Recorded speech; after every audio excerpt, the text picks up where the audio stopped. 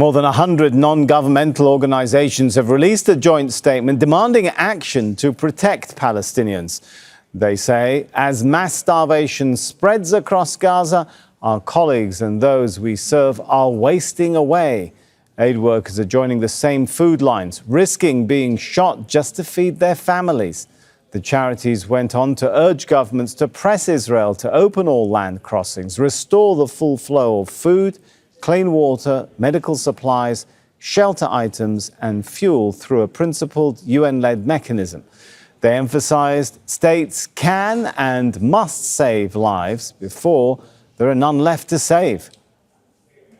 Mara Bernasconi is the Regional Communications and Advocacy Manager for Humanity and Inclusion UK, an NGO which has teams working in Gaza. She joins us now from Milan. Good to have you with us. So Mara, first of all, as I was reading, their aid workers themselves are facing the challenge of starvation. Just talk to us about the daily challenge they face, the struggle to get food and the dilemma of, if they do find it, whether to feed themselves, their families, or give it to others that they're there to serve. Thank you for having me.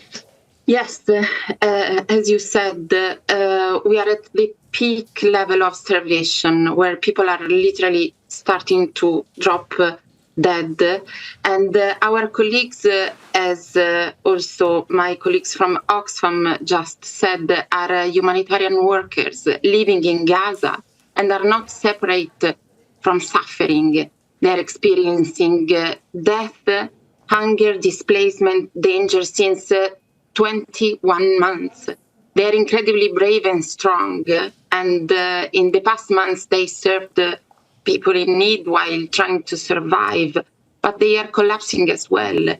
Humanity and Inclusion is doing explosive ordinances, risk education, and physical rehabilitation.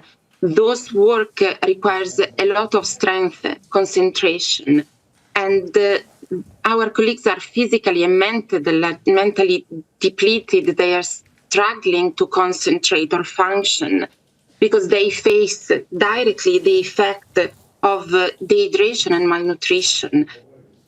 And we are watching them starve to death. And it's insane because this is a man-made humanitarian crisis and is deteriorating on a daily basis because it's allowed by impunity and inaction. One colleague told me a few days ago, there are no words to use. It's a nightmare with no end.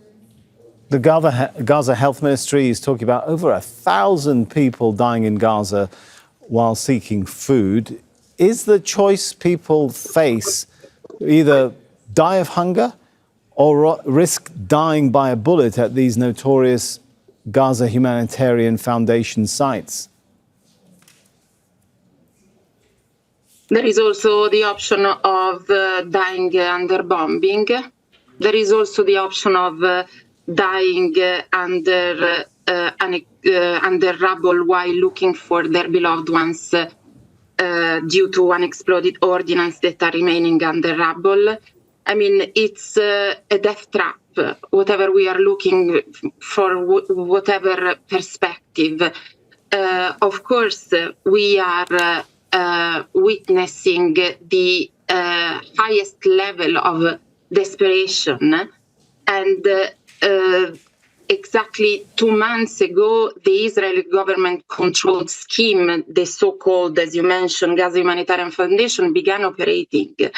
But of course, this is not a humanitarian response. This is not aid. It's a militarized tool to implement a political agenda. And people is dying, is dying while going to receive the food package, if they can have them. And let's keep in mind that women, persons with disabilities, elderly people cannot reach those distribution points and are 3 as of now only. And of course, they are under bombing and shelling on daily basis.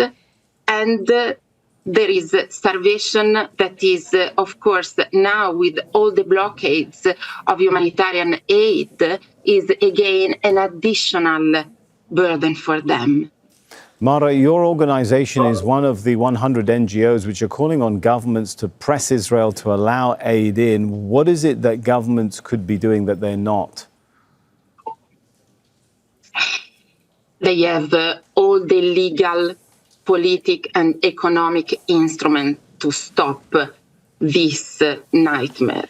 We need them to take concrete actions once for all to end the siege and the violation of international humanitarian law. We need a ceasefire, an immediate and permanent one. We need access. We need to do our job. We need to have access without limitations or impediments. We need to restore the functioning UN humanitarian system. We need to have states finally to pursue concrete measures to end the siege, such, for example, halting the transfer of weapons and ammunition. They could do so.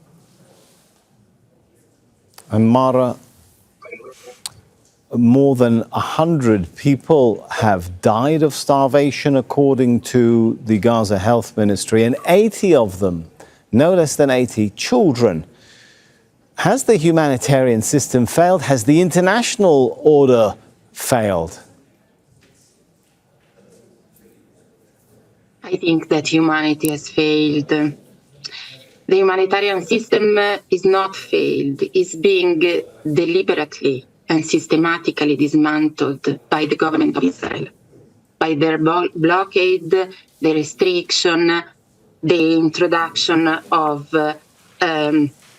the so-called Gaza Humanitarian Foundation scheme, but the UN-led mechanism, the humanitarian mechanism, was in place, and we are absolutely capable to do again our job at scale if we can have access. The point is that the actual military control scheme is putting only people in danger and is not at all distributing aid and services as we humanitarians could do. Thank you very much for sharing your experience and perspective. Mara Bernasconi there, Regional Communications and Advocacy Manager for Humanity and Inclusion UK. Make sure to subscribe to our channel to get the latest news from Al Jazeera.